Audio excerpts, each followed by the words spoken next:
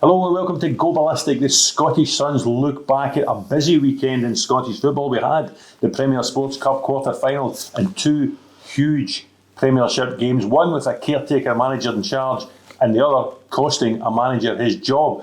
With me, Chief Football Writer Robert Grieve. Robert, you were at Paisley on Saturday. Steven Naismith's last stand. He was sacked by Hearts yesterday. Were you surprised with the news?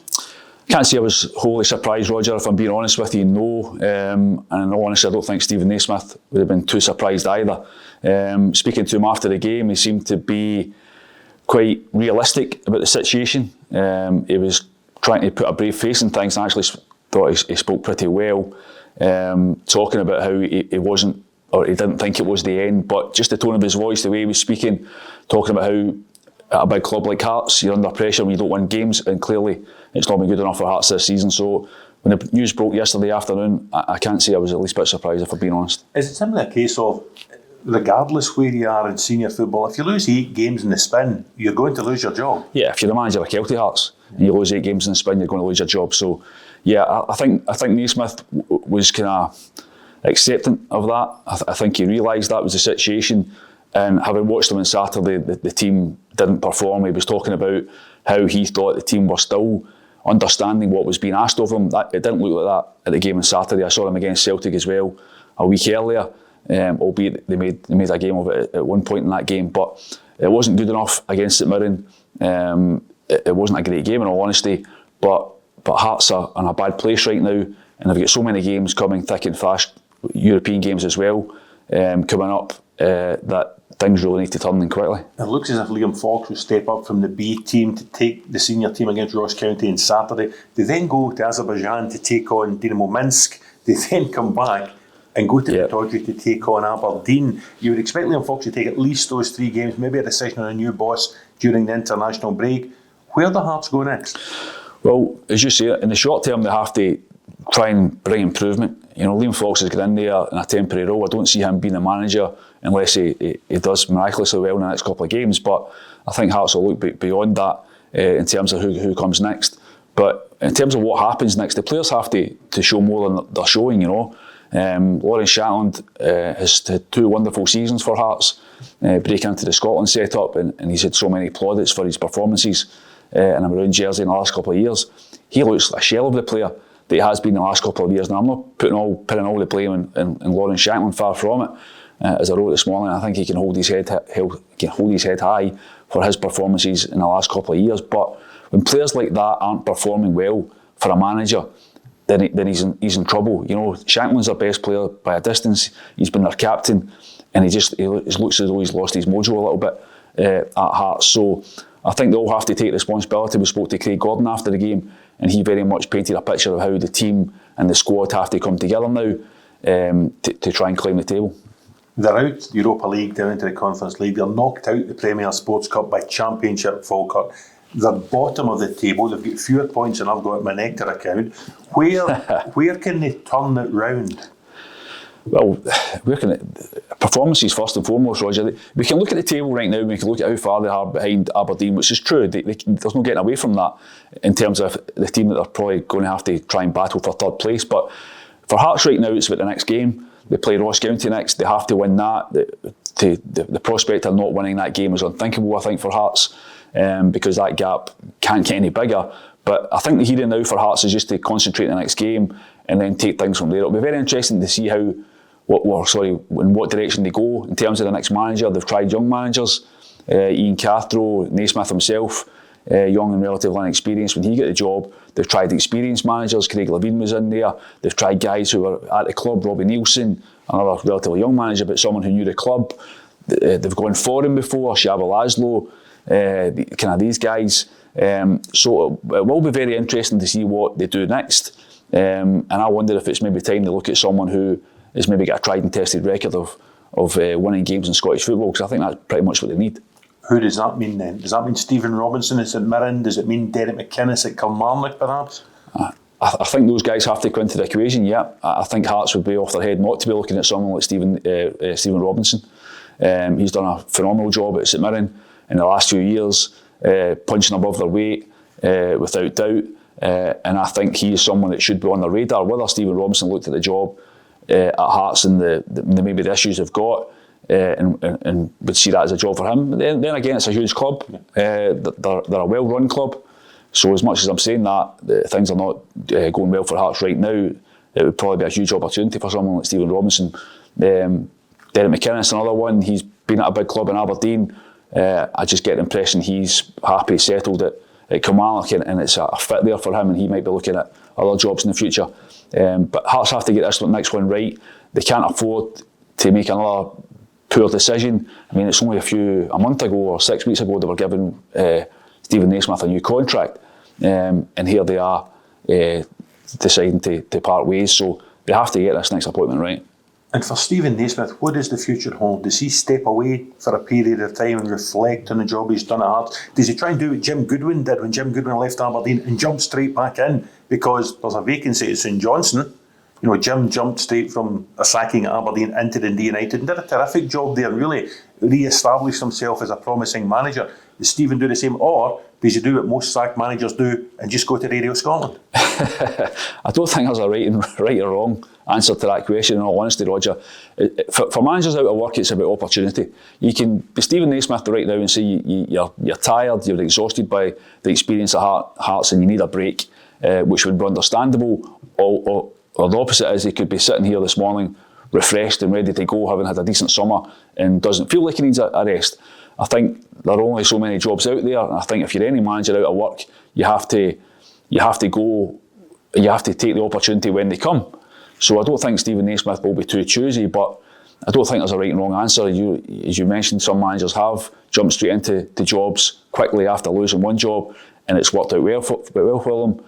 Although the flip side is there's other managers who've gone to jobs and it's not worked out because they're maybe still tarnished from what happened just before. So I don't think there's a right or wrong answer, although that said, you mentioned the St Johnstone job. They could do worse than trying to get Steven Naismith. I don't think there's any doubt about that. Robert, that's great. Thanks very much. We can now get down to Sun Sports' very own Kris Boyd. It's good to know this Monday morning he's been allowed back into the house. He's not having to do it from that car again on a Monday morning. You're back home, Boydie, and Rangers back home as well. Did it make a difference in the game against Dundee in the quarter-final on Saturday? Yes, it definitely did. There's no doubt about it. I think we've seen big teams come to Ibrox and crumble. Over the years, and it does make a difference. That's why it's your home ground. So, I mean, I think to be back there would have been, a massive boost for Philip Clement and his team. And I think the performance showed that, Roger. To be honest, I think they were comfortable enough winners. 3 goals. Cyril Dessers with another double. And I know it continues to divide opinion, but there's one thing about him. He was disappointed to be taken off at Tannadice last week, and rightly so. I think if you are a striker and you feel as if there's a chance of getting on the score sheet, you ain't going to be happy with coming off. But he answered the critics again on Saturday evening with 2 decent finishes as well. The first one really instinctive shot from Tavernier, then that just a little flick round, and the second one, great ball in from the left hand side. And I must say, Roger, the technique to finish that.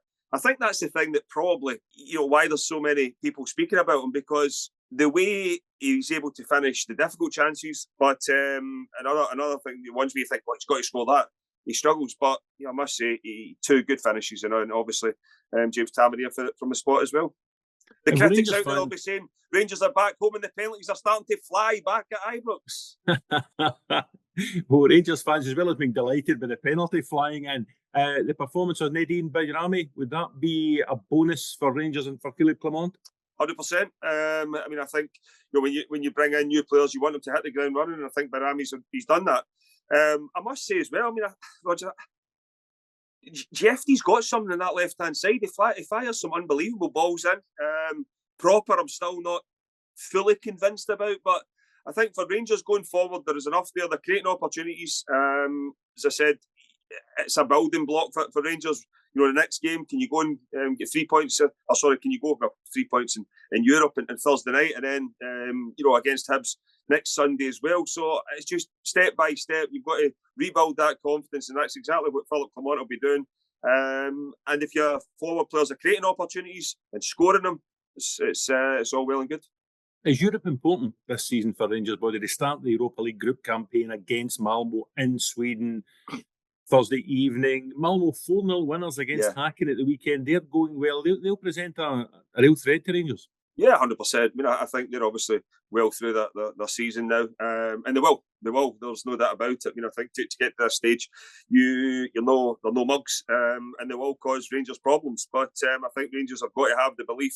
They've got to, look back in past European experiences. You've got to do that, and be able to, Philip Clement, go back on them and say, what this club has done, and look at the performances in recent years, and take that from there to, even the new guys that came into the squad as well.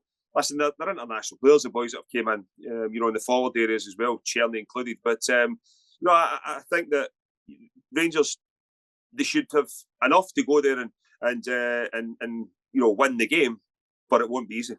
And lastly, I couldn't go without asking you about the managerial change at Hearts yesterday. Steven Naismith, your old teammate, relieved of his duties along with Frankie McAvoy and Gordon Forrest.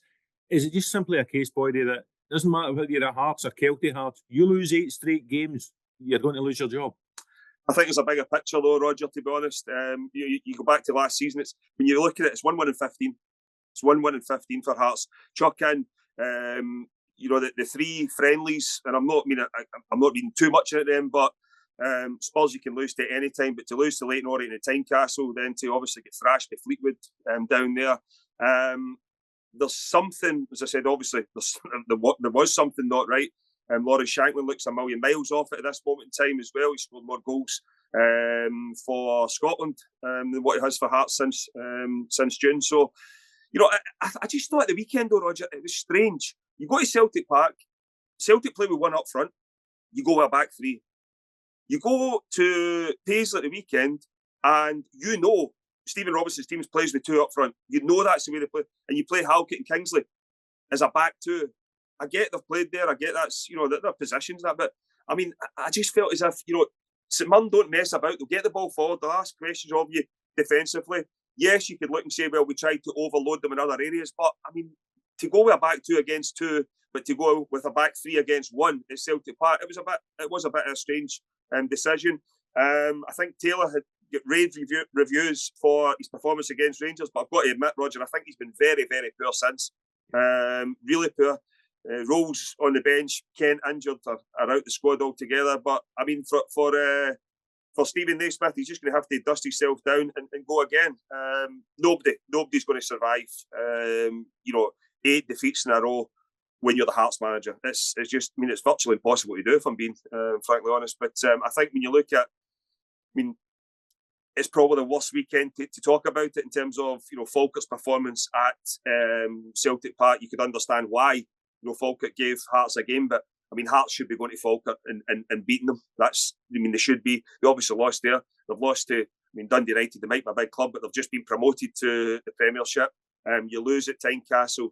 To them, listen, they've scored 3 goals at home in the 3 goals in the league all season. There's an issue, and it's going to have to, it's going to have to be addressed ahead of Saturday, because you've got to say, Saturday against Ross County at Tynecastle is a huge game of football and a must-win for Hearts early in this stage of the season.